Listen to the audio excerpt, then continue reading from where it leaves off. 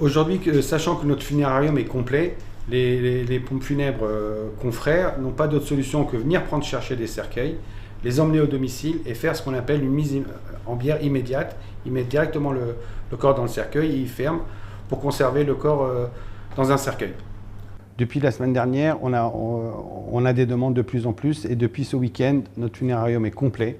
On n'a plus aucune seule place et c'est dû à la canicule. Nous avons proposé aux autorités de mettre ce qu'on appelle des containers frigorifiques devant notre funérarium. On est en attente de leur accord. Oui, mon téléphone, j'ai des confrères qui m'appellent jour et nuit. J'ai plus d'une centaine d'appels par jour.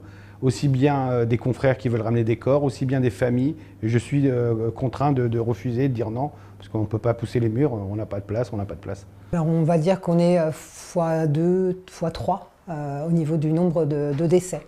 Nous, on est à peu près à une quinzaine de décès en fait sur une période nous en tant que PME, nous ne faisons pas en fait 15 familles en 2 jours. C'est pas possible en fait. En général, on est sur 3-4 familles en règle générale à s'occuper. Donc là, effectivement, on est x2, x3 sur la situation.